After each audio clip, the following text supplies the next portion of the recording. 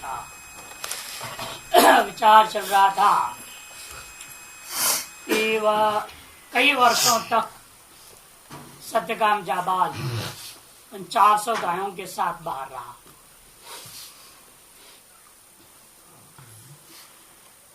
और 1000 होने तक उसको वहीं रहना है। भाष्यकार उसका अर्थ कैसे वर्ष गणम, कई वर्षों तक,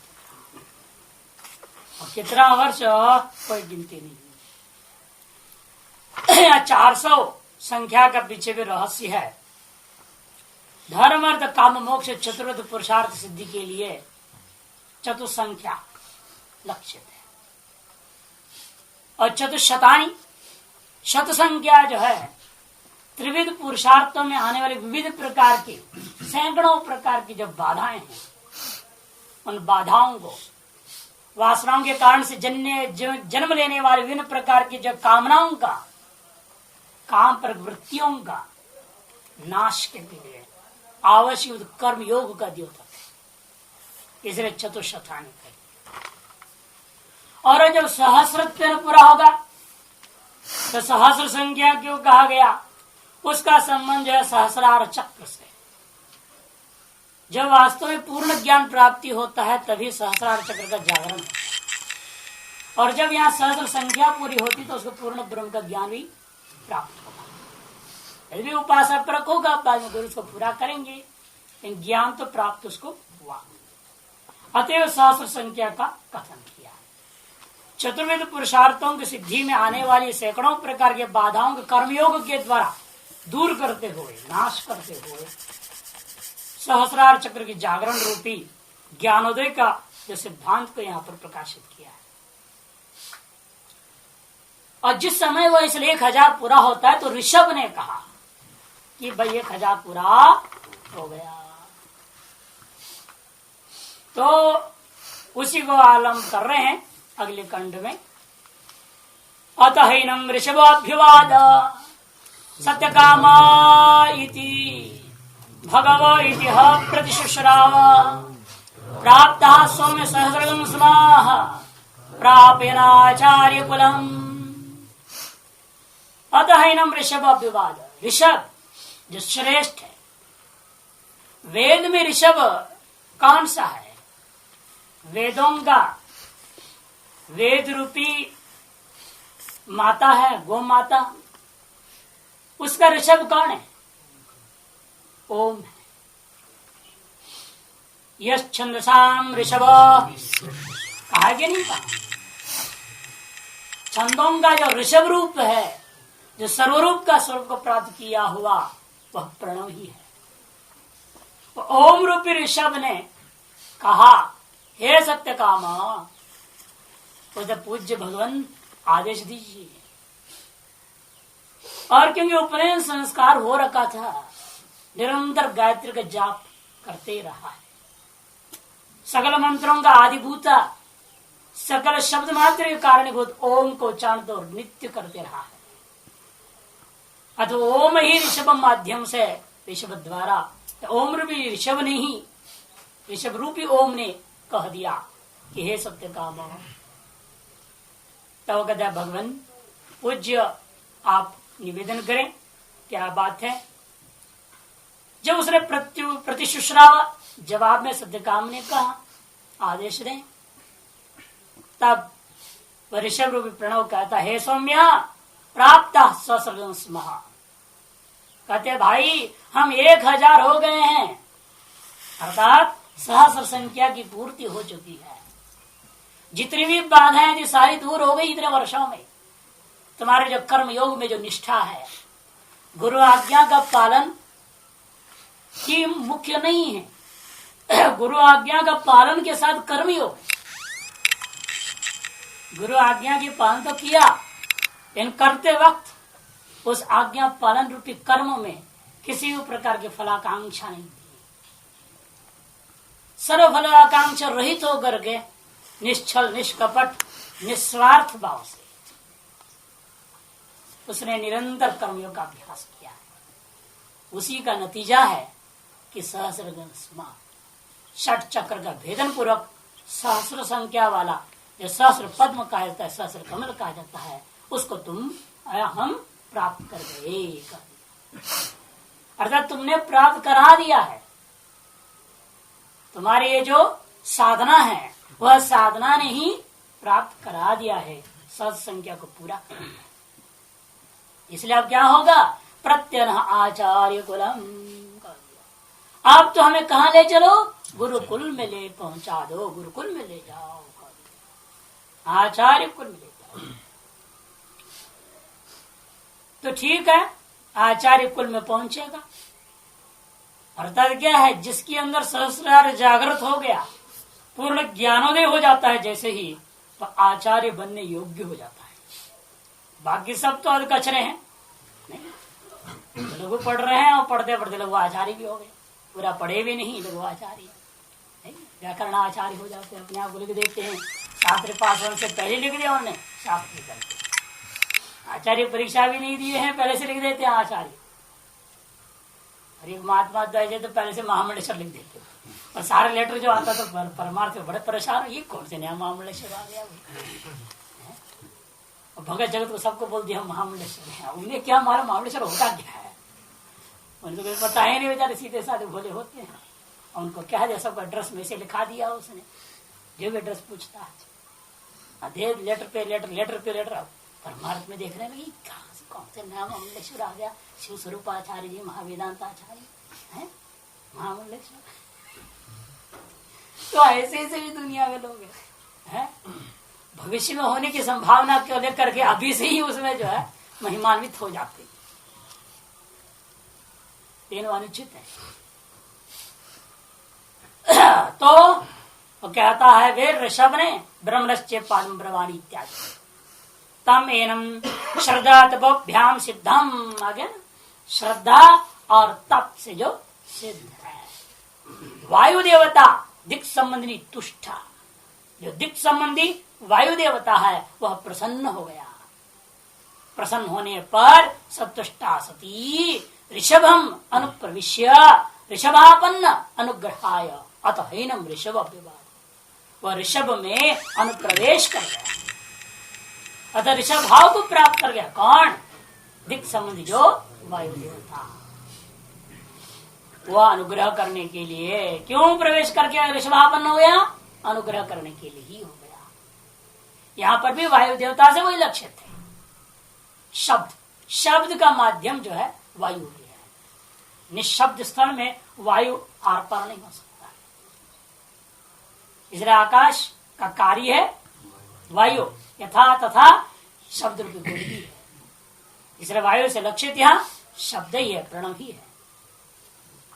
और देव भाव में लोगे तो वायु देवता ले लेना है।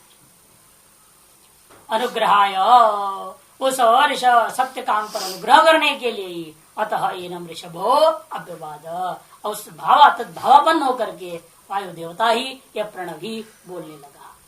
अभ्युक्तवान हे सत्य काम इति संबोध्य तम असौ सत्य कामो भगवती प्रतिशुद्ध, वह सत्य काम भी उनके जवाब में कहा, हे पूज्य भगवान आदेश दीजिए।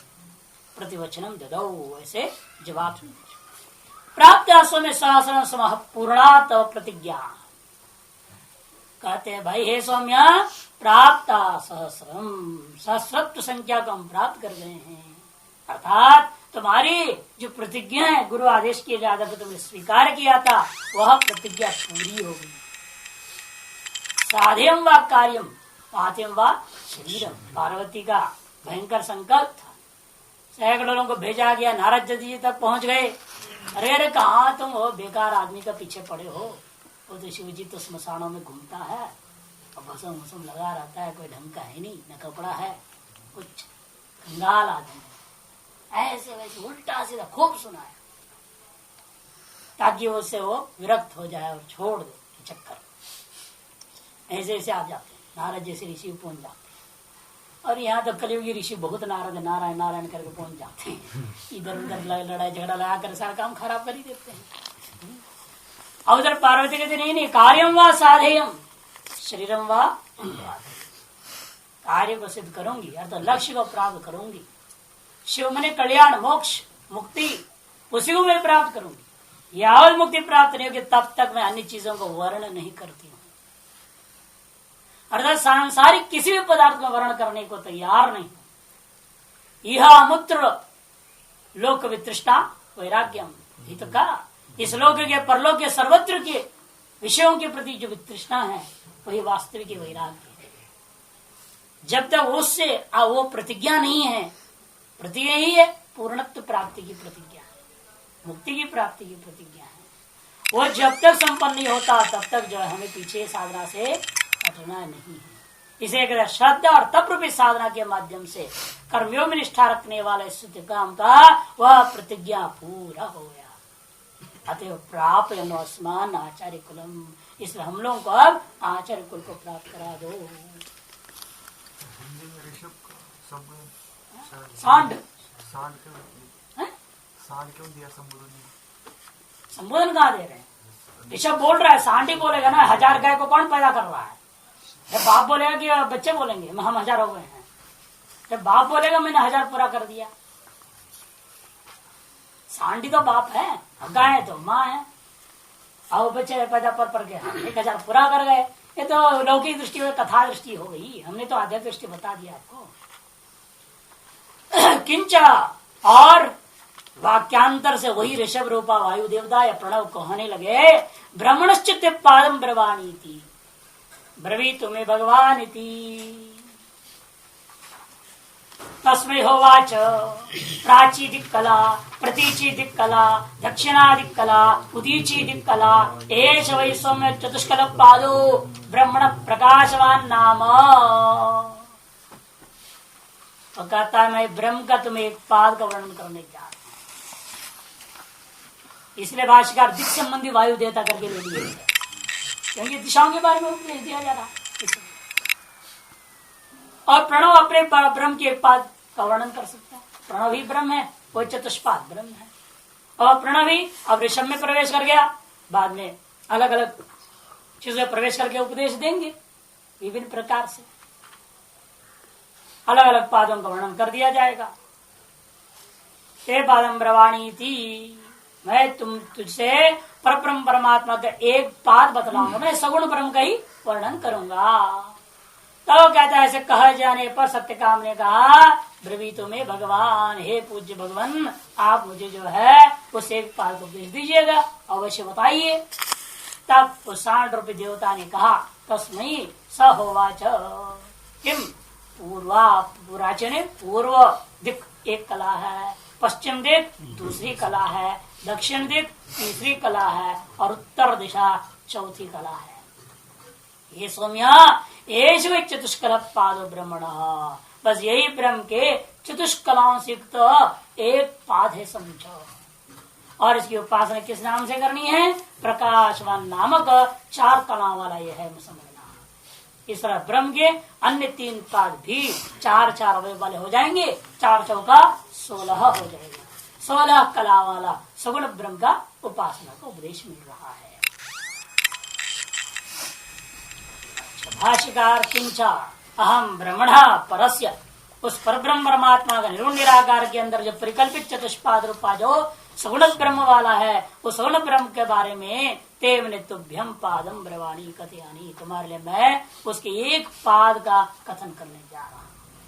इत्युक्त प्रत्युवाच, ऐसे उस देवता के कहे जाने पर जवाब में सत्यकाम कहता है, ब्रवीतु कथयतु में मह्यम भगवान, आप जो पूज्य हमारे लिए अवश्य ही उस पाद के बारे में कथन करें। इत्युक्त ऋषभ तस्मै सत्यकामाय होवाच, ऐसा कहे जाने पर वह ऋषभ रूपी जो देवता है वह उस सत्यकाम के लिए उपदेश दिया। प्राचीदिक कला ब्रह्मण पाद से चतुर्थो भाग में करता, उस ब्रह्म के प्रथम पाद का चौथा भाग पूर्व दिक कला है, दिशा है। और दूसरी भाग जो है वह प्रतीची दिक कला, तीसरी दक्षिणादिक और चौथी उत्तर उदीची दिक कला। एष वै सौम्य ब्रह्मण पाद चतुष्कल कला अवयव यसी चतुष्कला, 4 कलाएं अर्थात अवयव हैं जैसे कला, ऐसे जो पाद को कहते हैं चतुष्कल पाद। स्वयं चतुष्कल पादो ब्रह्मण, वह यह इस प्रकार का 4 कलों वाला एक पाद ब्रह्म का है समझो। प्रकाशवान नाम, प्रकाशवान नाम विधान यस्य, प्रकाशवान यही है नाम जिसका। तथा उत्तरी भी पादा त्रय चतुष्कला ब्रह्मण। इससे आगे में भी आप जो पढ़ोगे पादा त्रय 3 जो पाद है उन्हें प्रत्येक पाद भी क्या है चतुष्कला ब्रह्मण। ब्रह्म के प्रत्येक पाद का 4 कला है समझे। अब इस उपासना के बारे में बता रहे स या एतम एव विद्वाग चतुष्कलम पादम ब्रह्मण प्रकाशवान इत्युपास्ते। प्रकाशवान अस्मिन् लोके भवति प्रकाशवतः लोकान् जयति। य एतम एवं विद्वागं चतुष्कलम पादम ब्रह्मण प्रकाशवान इत्युपास्ते। कहते हैं वह यह जो कोई भी विद्वान स यह एतम चतुष्कलम पादम ब्रह्मण वह यह जो इस प्रकार से चतुष्कल पद एवं प्रकार एवं कर इस प्रकार से दीक्षा रूपी 4 कलाओं वाला उस ब्रह्म के एक पाद को यह स विद्वान जो कोई विद्वान जानता है और प्रकाशवान इस नाम से उसकी उपासना करता है। प्रकाशवान अस्मिन् लोके भवति वह इस लोक में अवश्य ही प्रकाशवान हो जाएगा और प्रकाशवतः लोकान यदि मरने के बाद प्रकाशवान लोगों को प्राप्त होगा अर्थात वह इस लोक में विख्यात होगा और मरने के बाद में विख्यात लोगों को भी प्राप्त करेगा जहाँ पर उसका और यश का विस्तार होता है। विद्वान चतुष्कलम पादम ब्रह्मण प्रकाश वास्ते। इस प्रकार से जो कोई भी विद्वान जो है ये चतुष्कल पाद वाला इस ब्रह्म के एक पाद का प्रकाशवान नाम से उपासना करता है। स कश्चित् एवं भाष्यकार यथोक्तम ब्रह्मण चतुष्कलम पादम विद्वान प्रकाशवान इत्यनेन गुणेन विशिष्टम उपास्ते। वह जो कोई व्यक्ति एवं यथोक्तम दिक्क रूपी पूर्वादि दिक्क रूपी एकदम ब्रह्मण चतुष्कलम पाद में इस ब्रह्म का 4 कलाओं वाला इस पाद को विद्वान कैसे जान रहा है। केवल 4 कला वाला इतने नहीं जान रहा किंतु प्रकाश में ज्ञान गुणेन विशिष्ट उपासते है। प्रकाशवत्त रूपी गुण विशेष से विशिष्ट करके इस पाद की उपासना करता है। तत्सीदम फलम उसके को प्राप्त होने वाला यह फल है समझिए। प्रकाशवान अस्मिन् लोके भवति वह इस लोक में प्रकाशवान हो जाता है। प्रख्यात भवति तीर्थ प्रकाशवान में वो कोई लाइट ट्यूबलाइट थोड़ा बन जाएगा कहीं है ऐसे का काम किसकी नहीं। यदि आपको कहा जाए आपको जीते जी ट्यूबलाइट बना दिया जाएगा आप ट्यूबलाइट बन जाओगे एक दिन फ्यूज हो जाएगा फायदा क्या नहीं। ऐसे कोई उपासना करेगा कि ऐसा बनना ही नहीं है। चेतन से जड़ कौन बनना चाहेगा। इसलिए कहते हैं कि इस प्रकाशवान का तात्पर्य यह नहीं है कि आप अन्य बाह्य संसाधनों के समान न समझें किंतु उसकी ख्याति पड़ती है वो प्रख्यात हो जाता है संसार। तथा दृष्टम मोद हो गए दृष्टफल वो इस लोक में होने वाला ख्याति की बात है। तथा दृष्टम फलम प्रकाशवत लोकान देवादि संबंधिनो मृत संजयति प्राप्त। मरने के पश्चात वह देवतादियों का संबंध जो ख्याति संपन्न लोगों का जो लोग है पाप संबंधी लोगों का लोग नहीं नरकादि उनमें नहीं जाएगा क्योंकि प्रकाशवान का तात्पर्य है पुण्यवान पुरुषों का संबंधी जो देवादि संबंधी जो लोग है उन लोगों को मरने के पश्चात उसको जीत रहा है का मतलब उसे प्राप्त करता है। सयतम विद्वान चतुष्कलम पादम ब्रह्मण प्रकाश उपासते। जो कोई भी विद्वान पूर्व प्रकार से 4 कला वाला इस ब्रह्म के पाद को प्रकाशत्व गुण से विशिष्ट करके उपासना करता है उसके लिए फल हुआ। और कह दिया आगे क्या होगा भी बता दिया उस ऋषभ ने। अग्निष्टे पादम वक्तेति सहस्व भूते गाभि प्रस्तापयांचकार तायत्राभिस्सायं बभूवुः तत्राग्नि उपासमाधाय गाव उपरुध्य समिधम आधाय पश्चाग्नि प्रांग उपविवेश। और ये भी कह दिया भाई अगले पाद के बारे में तुमको अग्नि बताए। अग्नि ही ते हो गया नाश्तो ते पादम वक्ता अगले पाद का वक्ता अग्नि देवता ही होगा ऐसे समझो। ऐसा कह करके वह ऋषभ रूपी वायु देवता है प्रणव मौन हो गया और रात वही बिताया। उसके बाद में सहस्वभूत है जब सांड मौन हो गया दूसरे दिन सत्यकाम ने क्या किया सवेरे होते पर नित्य कर्मों से निवृत्त होने के बाद अभिप्रस्तापयांचकार गाह सकल गायों के सिद्ध सांड को लेकर वो आचार्य कुल की ओर चल पड़ा। तायत्र भी सायं बबू, और सायंकाल में जहां एकत्रित गौएं हुई वहीं उसने क्या किया, एक अग्नि को स्थापना कर दिया। यत्र भी सायं बबू, जहां पर सायंकाल हो गया और दिन भर चला, उसके बाद उसको छोड़ दिए होंगे गायों को, चलो भाई तुम लोग। और चल फिर के खा पी करके वो जब एकत्र की जगह हुए वहीं पर उसने अग्नि की स्थापना की। उपसमाधाय, अग्नि स्थापित कर गौओं को रोक के संविधा का आधान कर दिया। काम उपरुद्ध है ना, अग्नि उपसमाधाय समिधम आधाय, संविधा का आधान कर दिया। नित्य होम जो करना तो कर दिया। उसके बाद पश्चात अग्नि प्रांगुपवेश, अग्नि के पश्चिम की ओर जाकर के पूर्वाभिमुख होकर के और बैठ गया। अग्नि के पिछले भाग में पूर्व दिशा के अभिमुख होकर के बैठ गया। वहां तब क्या होता है वर्णन आएगा। सो अग्निहिते पादम वक्ता इति उपराम, सो ऋषभ,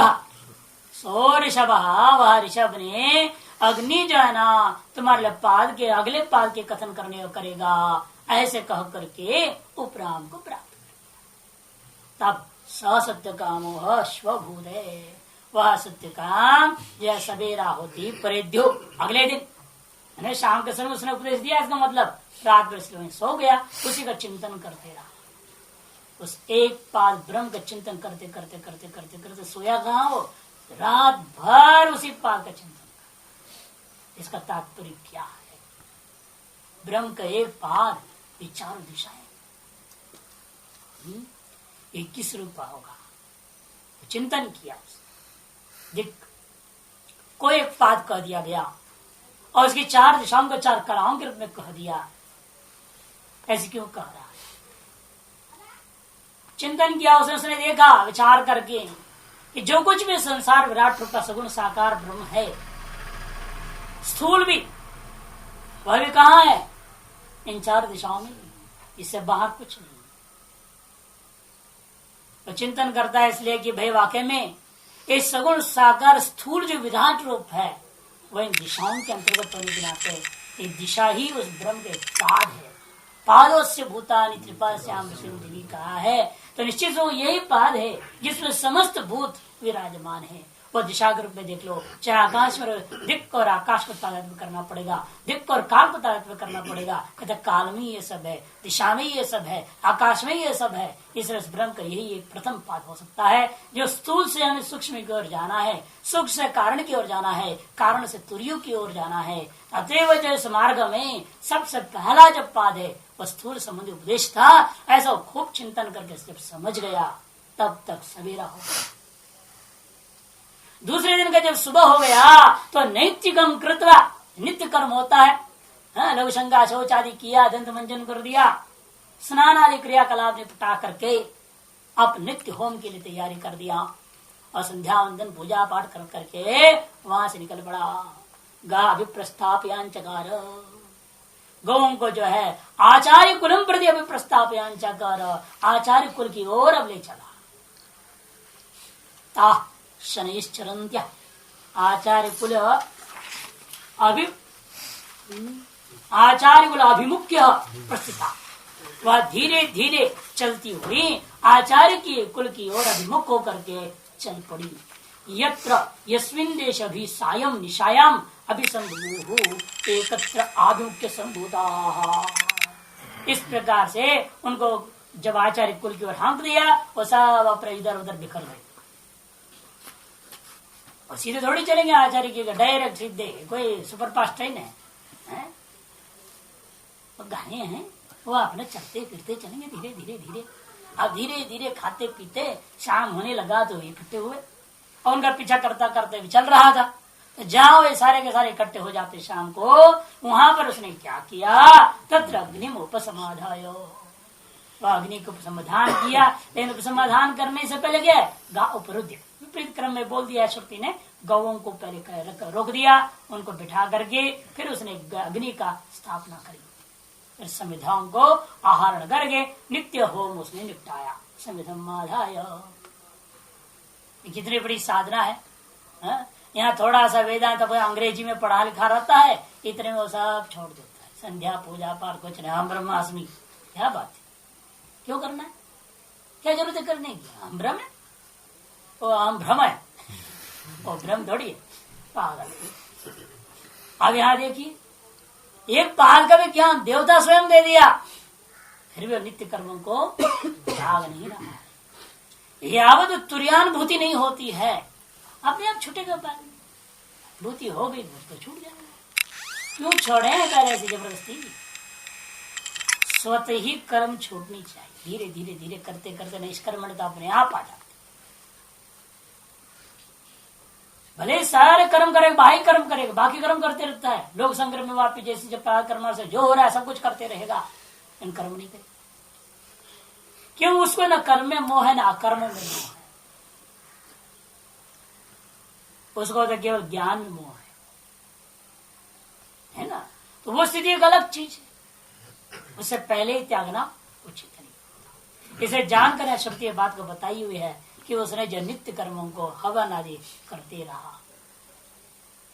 प्रांग पूवेश ऋषभ वचोध्यायन आ गया ना, पश्चात अग्नि प्राक मुख सन उपोवेश, मैंने अग्नि के पिछले भाग में पश्चिम दिशा में बैठ गया और उधर पूर्वाभिमुख होकर, मैंने अग्नि अपने सामने होनी चाहिए ना, यदि वो पूर्वाभिमुख होने के जब इधर बैठ जाए तो क्या होगा, अग्नि पीठ की ओर हो जाएगा, वो अपमान हो गया देवता का। और कहा भी है अग्नि तुमको उपदेश देगा, और अग्नि का वो पीठ करके दिखाएंगे गुरु को, जो उपदेश देने वाला गुरुदेव है उनको पीठ करके बिठाएगा, बैठेगा कोई उधर मुख करके सुनो, ऐसे कैसे होगा। इसलिए उसके पश्चिम भाग में बैठ गया, पूर्वाभिमुख हो गया, ताकि अग्नि रूपी देवता सामने हो। ऋषभोध्यायन, उस ऋषभ का जो वचन था प्रथम पाल का, वो चिंतन करता हुआ बैठ गया। तम अग्निरभिवाद सदकामा इति भगवैति प्रतिशुश्राव ब्रह्मण समते पादं ब्रवाणीति ब्रवीतु मे भगवान इति तस्मै होवाच पृथ्वी कला अंतरिक्षं कला द्यौः कला समुद्र कला एष वै स्वयं चतुष्कल पादो ब्रह्मणो अनन्तवान् नाम स एतम् एवं विद्वागं चतुष्कलं पादं ब्रह्मणो अनन्तवान् इत्युपास्ते अनन्तवान् अस्मिन् लोके भवति अनन्तवदोह लोकान् जयति एतम् एवं विद्वागं चतुष्कलं पादं ब्रह्मणो अनन्तवान् इत्युपास्ते। तम अग्निर्विवाद, उसके प्रति अग्नि कहने लगा देवता, हे सत्यकाम, अरे सत्यकाम, संबोधन किया, देखो ये कहाँ है। वो अपने अलमस्त था तो सुनता ही नहीं, ये सोता होता तो पूर्ण रूपेण चिंतन कर रहा है ना पाद का, जागरूक है। हे भगवान का दिवस ने, हे पूज्य आदेश दीजिए, इति प्रतिशुश्राव, उसने जवाब में जब कहा तब वो देवता कहता, हे सौम्य, अरे प्रिय पुत्र, ब्रह्मण्य पादम ब्रवाणी, मैं तुम्हारे लिए ब्रह्म के पाद को पूछने जा रहा। तब कहता, भगवान ब्रवीतु में, अवश्य आप बताइए। तस्मै होवाच, वो सत्य काम के लिए अग्नि देवता जवाब में कहता है, वही जो दिशा रूपी तुमने समझा था, इन चारों दिशा में व्याप्त इन लोकों को समझो। पृथ्वी कला, अंतरिक्षं कला, द्योहु कला, ये पूरा ब्रह्मांड जो विराट रूप में तुमने जो समझा था, दिशाओं में अभिव्याप्त अनंत भूतों के रूप में जो दिखाई दे रहा था, उस अनंत भूतात्मक इस द्वितीय पाद में तुम्हें चिंतन करना है लोक रूप में, और इन सब का आधारभूता समुद्र। इसलिए पृथ्वी कला, अंतरिक्षं कला, द्योहु कला और समुद्र कला।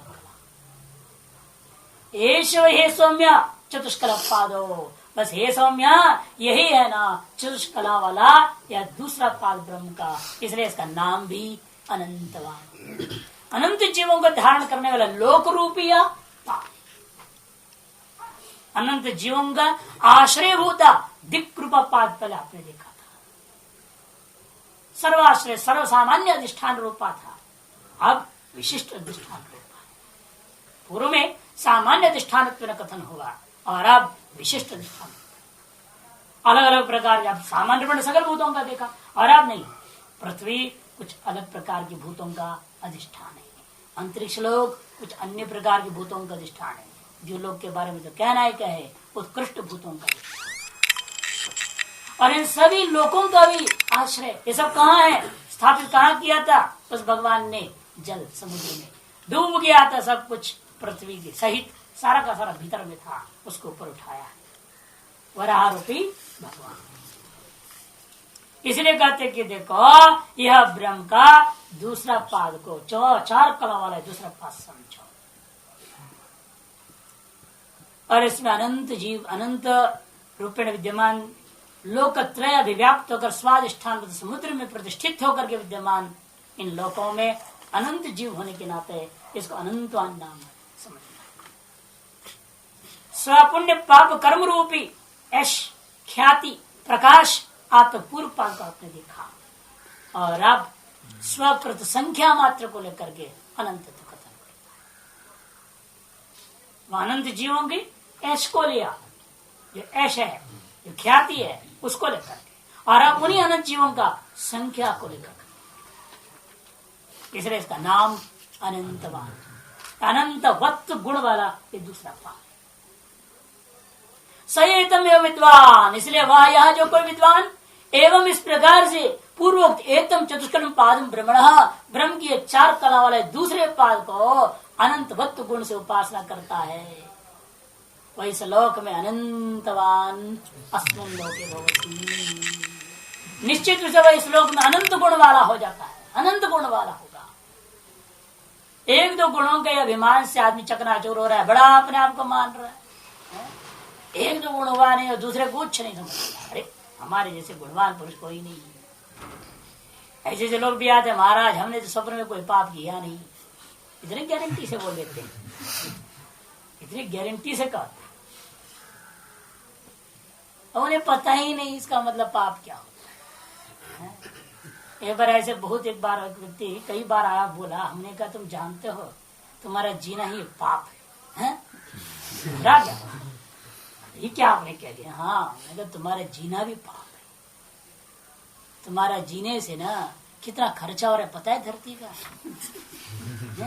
प्रकृति का तुम कितने खा रहे हो पी रहे हो, तुम प्रकृति को क्या दिया है? हट्टा कट्टा होकर पृथ्वी पर भोजा बन के बैठा है, सेठ बन के पीटू बन करके 100 किलो वजन पृथ्वी पर चढ़ा दिया तुमने, और फिर कह रहा है कि भाई कोई पाप ही नहीं करता हूँ। क्या कहता, मौन हो गया, करता है आज से जिन्हें कभी नहीं सोचूंगा कि मैंने पाप नहीं किया। मैंने कहा हाँ, जीना भी एक पाप है, तुम समझते ही नहीं। ये जीना तब सफल है जब तुम मुक्ति के मार्ग में आगे बढ़ोगे, नहीं तो जीना भी पाप है। हमारे सरकार को हमने सुझाव भेजा था, ये मूर्ख सरकार समझी नहीं है, जीने पर टैक्स देना। Why you are living on this world, you have to give tax, living tax, जीवन कर देना चाहिए। जी रहे हो बेमतलब जी रहे हो, जी रहे हैं तो फिर धरती पर जी रहे हो, देश पे जी रहे हो, तुम्हारी इतनी व्यवस्था किया जा रहा है तुम्हारे जीने के लिए, कितनी सुरक्षा खर्चा हो रही है, कम क्या क्या अरबों रुपया खर्च किया जा रहा है इतने करोड़ों की जनता के साथ जो है सुरक्षा के लिए, और जनता क्या दे रही है? कुछ जिनको देना चाहिए। तुम जी रहे हो इस देश के अंदर तो जीने का टैक्स दो, तब तुम्हारा समझ में आएगा जीने का महत्व क्या है। एक सफल जीवन व्यतीत करने के लिए तुम सोचो। अब जो है फ्री फंड का मिल रहा है, गाय भैंस भैंस जैसे जो चरते फिरते खाते पीते सांड जैसे घूमे जा रहे हो, तो कोई मतलब ही नहीं, तुमको पता ही नहीं मैं क्यों जी रहा हूँ, जीना क्या होता है, क्यों जीना है, जीवन का लक्ष्य क्या है, कुछ भी अकल।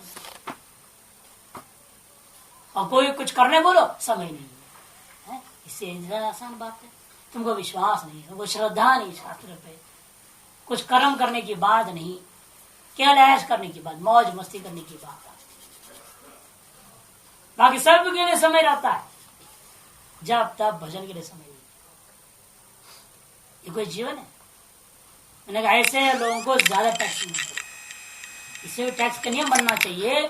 जो लोग केवल इस प्रकृति का शोषण कर रहे हैं, देश की उधर प्रदत्त विभिन्न प्रकार की जो है दूर संचार आदि माध्यमों का इस्तेमाल कर रहे हैं अपने स्वार्थ में, इंद्रियों को उपभोग के लिए, उनको 4 गुना टैक्स। जो थोड़ा भजन करते इतने घंटा कर रहे हैं और इतने घंटा जो है लोग उपभोग कर रहे हैं, उनको इतना टैक्स। और जो बाबा लोग हैं जो सब छोड़ करके पूरे इसी में लगे हुए हैं, भंडारा खा रहे हैं, राम राम कर रहे हैं, भंडारा खा रहे हैं, राम राम कर रहे हैं, इन लोगों के लिए नो टैक्स। या तो जो भंडारा जाएगा वो दक्षिणा के तरफ परसेंटेज टैक्स, और जो भंडारा भी नहीं जाएगा, जो भंडारा भी नहीं जाएगा वो फ्री, नो टैक्स।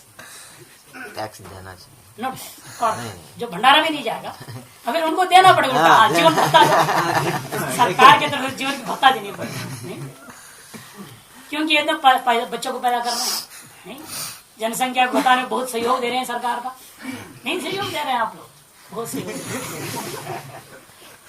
प्रसाद बांटने वाले की बात नहीं करता हूँ, जो बिल्कुल वाकई ब्रह्मचारी है उनकी बात।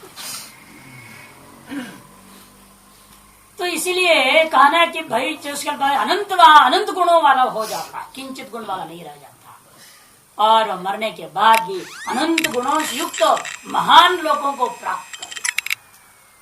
जो कोई भी व्यक्ति इस प्रकार अनंत वत्त गुण वाला इस द्वितीय पाद को लोकमय रूपेण भूताधिष्ठान को लोकमय रूपेण उपासना करता है।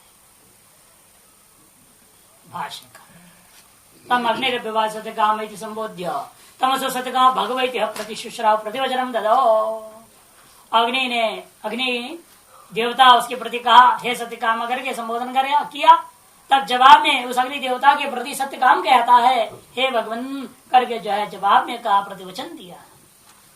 तब वह अग्नि देवता कहते, हे सौम्या ब्रह्मण्य पदम ब्रवीणी ब्रवीतु में भगवान यदि, मैं तुम्हारे ब्रह्म के दूसरे पाद का उपदेश दूंगा। तब वह सौम्य सत्यकाम कहता है, भगवान आप हमारे लिए वह दूसरे पाद का उपदेश दीजिए। तस्मै होवाच।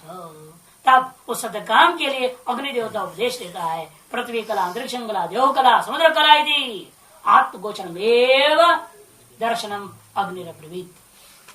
स्विषय दर्शन, स्विषय उपासना अग्नि ने कहा कि पृथ्वी आदि नाम गार्हपत्यादि तरुत्वेन, कि पृथ्वी आदि को पृथ्वी को गार्हपति कहा गया, अंतरिक्ष को मैंने दक्षिणाग्नि कहा, और द्युलोकों को क्या आहुनी अग्नि कहा गया। इसीलिए जो है ना स्वस्वरूप को भेद करते हुए आगे आएगा 4-11 एकम। अब आप पढ़ रहे हैं 4-6 चौथा अध्याय छठा खंड पढ़ रहे हो। चौथे अध्याय के 11वें खंड में आप देखोगे इन्हीं चीजों को अग्नि का भिन्न रूप माना है। पृथ्वी, अंतरिक्ष और द्युलोक को अग्नि त्रय रूप करके वर्णन करने जा रही है। इसलिए आत्मगोचर में स्विषय उपासना उस अग्नि ने दिया है। ये सौम्य चतुष्कल पाद ब्रह्म अनंतवान नाम। हे सौम्या, वह यह जो चतुष्कलाओं वाला यह जो ब्रह्म का दूसरा पाद है, यह अनंतवत गुण वाला है, ऐसे समझो। एक नाम नामानुसार गुण भी है उसमें। सौक्तम पादम अनंतवत्वेन गुणे उपासते। इसलिए वह यह कोई भी व्यक्ति यथोक्त पाद को अनंतवत्व गुण की तरह उपासना करता है, स तथैव तद गुणो भवति, हो उसी प्रकार से तद गुण में अनंत गुणों भवति अस्मिन लोके, इस लोक में जीते जी अनंत गुण वाला हो जाएगा। मृतश्च, और मरने के बाद अनंतवतो लोकान सचेति प्राप्नोति, अनंत गुणों वाला लोगों को प्राप्त कर लेता है। यह तम एवं इत्यादि पूर्वत शेषार्थ पूर्व के समान। अच्छा, और जाने से पूर्व अग्नि देवता स्वरूप में लीन होने से पूर्व में क्या कहता है? पादम वक्तेति सहस्वभूते गाभि प्रस्तापयन् चकार आयत्राविसाय बभूवुस् तत्राग्निमुपसमाधाय गा उपरुध्य समिदमाधाय पश्चादग्नेः प्राङ्गुपोपविवेश तगंस उपनिपत्ति भवाद सत्यकाम इति भगवती प्रतिशुश्राव ब्रह्मण सोमदेपां ब्रवीण प्रवाणीति ब्रवीतु मे भगवान् इति तस्मै होवाच अग्निकला सूर्यकला चंद्रकला विद्युत्कला एष वै सोम चतुष्कल पादो ब्रह्मणो ज्योतिष्मान् नाम स एनम् एतम् एवं विद्वागं चतुष्कलं पादं ब्रह्मणो ज्योतिष्मान् इत्युपास्ते ज्योतिष्मान अस्मिन् लोके भवति ज्योतिषोदो लोकान् जेति एतमे विद्वागं चतुष्करं पारं ब्रह्मणो ज्योतिष्मान इत्युपास्ते। कहता है हंसते हंसस्ते पादम वक्ता, अग्नि देवता कहा भाई तुम्हारे लिए अगले पाद का उपदेश हंस देगा। देखिए उत्तर उत्तर उत्कृष्टता की ओर जा रहा है। पहले रजभक्तापन्न वायु देवता था, वायु से ज्येष्ठ श्रेष्ठ अग्नि देवता है, अग्नि से ज्येष्ठ श्रेष्ठ हंस होता है, और हंस से ज्येष्ठ श्रेष्ठ परमहंस होता है। अंतिम है वो क्रम ही है। और पहले बाह्य दिशाओं की दृष्टि सर्वसामान्य जो अधिष्ठान का कथन किया, दूसरे में विशिष्ट अधिष्ठान अविस्थूल नहीं है लेकिन विशिष्ट अधिष्ठान का कथन किया, और तीसरे में क्योंकि प्रकाश में लेना है, सब प्रकाश आत्मा की ओर ले जाना है ना, इसलिए प्रकाशमान पदार्थों को इसी के अंतर्गत विद्यमान प्रकाशमान पदार्थों का गणना करें। और कदे तीसरा पैसे ज्योतिर्मय रूपेण आप उपासना करें। और सुषुप्ति में क्या है, आपके अपने ज्योतिर्मय प्रकाश के साथ तादात्म्य है। तदा सता सौम्य संपन्नो भवति, ये छांदोग्य में आगे कहने वाले। उस समय हे सौम्य सत्य के साथ वह ज्योतिर्मय पदार्थ के साथ संपन्न था, उस ज्योति में आनंदमय स्वरूप में लीन था, आगे कहेंगे। इसलिए पहले जागृत में क्या है, हम दिशाओं में व्याप्त कर रहे हैं, पूर्वोत्तर दिशाओं को देखते विभिन्न प्रकार क्रियाकलापों को करते हैं। जानना पड़ता है कौन सी दिशा, नहीं दिशा जान तो कर्म क्या करोगे, किस दिशा में कौन सी अग्नि को स्थापना करना है, कर्म कांड करना है, तो सब कुछ जानना पड़ता है। लघु शंका करने के लिए पहले दिशा समझनी पड़ती है, यानी कि चाहता हूं आज बैठ के लघु शंका कर दिया, ये नहीं है। शास्त्रीय सिद्धांत में आपको जो दिशा को जानना पड़ता है, लघु शंका करने से पहले मंत्र बोलना पड़ता है, बाद में भी मंत्र विधि विधान है, शौच का भी। अब आजकल तो पशुवत कर रहा हो, बात अलग चीज। सुविधाओं के अनुसार टॉयलेट बना देते हैं और सुविधाओं के अनुसार बैठ जाते हैं और कर देते हैं काम, और बैठते भी कम हो गए हैं, खड़े खड़े ही काम होने लगे। तो इसलिए सब कलयुग के प्रभाव है, पाशवी वृत्तियां ज्यादा बढ़ती जा रही हैं, ये गलत बात है। इन वास्तव में हर चीज के विधि विधान के लिए पहले दिशाओं की अपेक्षा है। दिशाओं के ज्ञान के बिना जीवन का किसी प्रकार के प्राकृतिक हो या शास्त्रीय कर्म हो, लौकिक अलौकिक कोई भी कर्म हो, कि आप अनुष्ठान नहीं कर सकते। जीवन जीना असंभव है। आपको दिशाओं को सोने के लिए जानना पड़ता है, किस दिशा में सर डालना है, किस दिशा में पैर डालना है, कहाँ देवता है, कहाँ मंदिर है, कहाँ पवित्र नदियां हैं, ये समझनी होंगी। उसको समझे बिना आप पैर लगा नहीं सकते, सो नहीं सकते। सोने के लिए दिशाओं का ज्ञान की अपेक्षा है। अतः समस्त लौकिक अलौकिक पारलौकिक कर्मों के लिए आवश्यभूत दिक् संबंधित पहला पाद का वर्णन किया, जो सामान्य अधिष्ठान जीव सामान्य का। तो उत्तर काल में उन्हीं कर्मों की तरफ प्रापणीय विभिन्न लोकों का स्वरूप बोध कराने के लिए स्वसिद्ध स्व प्रतिष्ठित लोक से लेकर के द्विलोक पर्यंत लोकों को रूप दूसरा पाद का वर्णन किया। और इन समस्त लोकों में व्याप्त और स्वप्न के समान है कि स्वर्ग जाऊंगा, एक स्वप्न तो है, क्या पता मरने के बाद कहाँ जाओगे।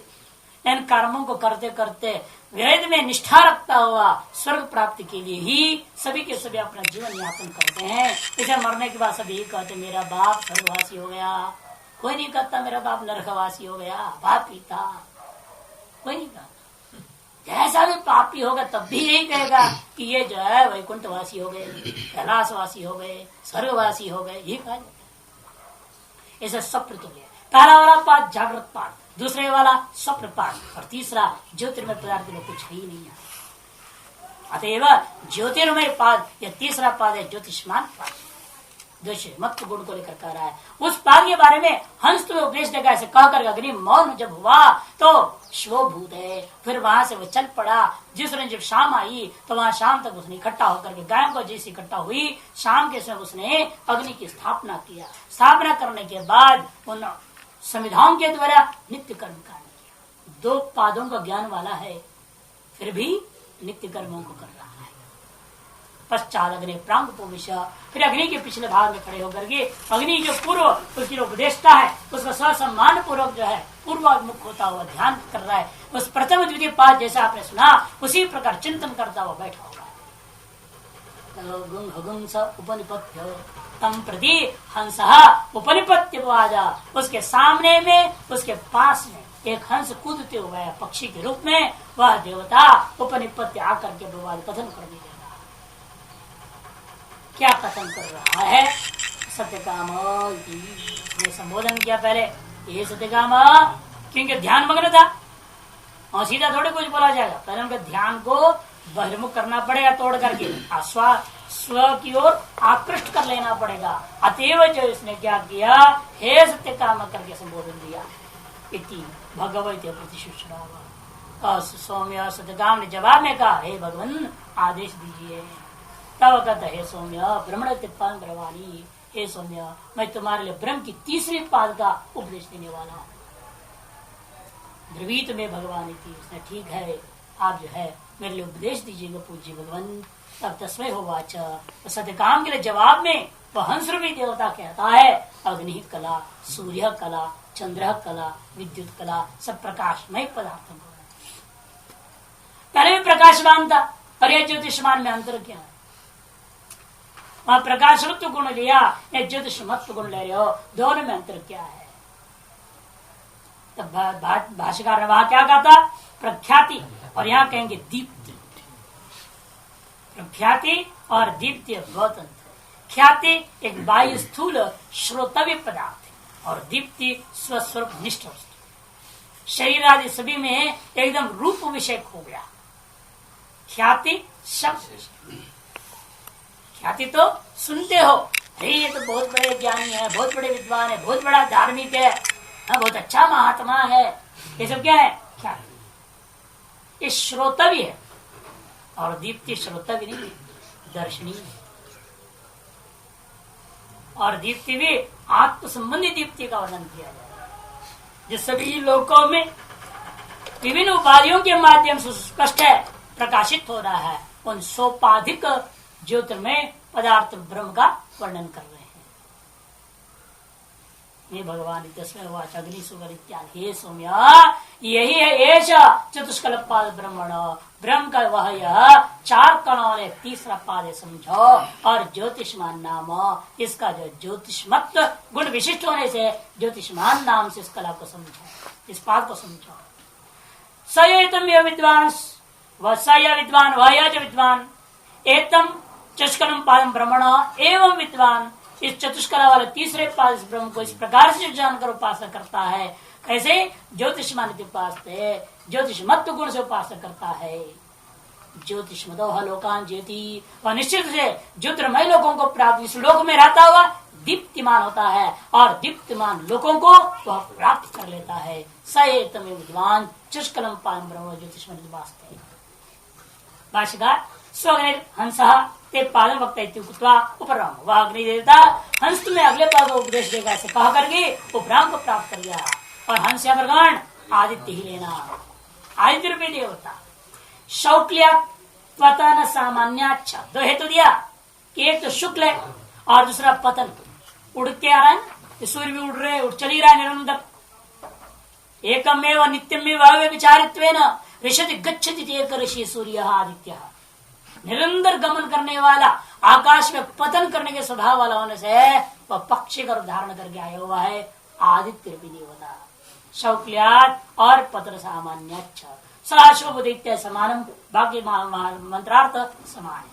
अग्नि कला, सूर्य कला, चंद्र कला, विद्युत कला, हेश वैश्वमेति ज्योतिष ज्योतिर्विषम एवं दर्शनम प्रोवाच। ज्योतिर्विषय दर्शन जो वो भी स्विषय है, क्योंकि आदित्य क्या है? ज्योतिर्मय पदार्थ है, और स्विषय ज्योतिर्मय दर्शन उपासना का उपदेश दिया। अतो हंसस्य आदित्य तुम प्रतीत है, इसलिए हंस यहाँ पर आदित्य देवता ही है ऐसा प्रतीत होता है।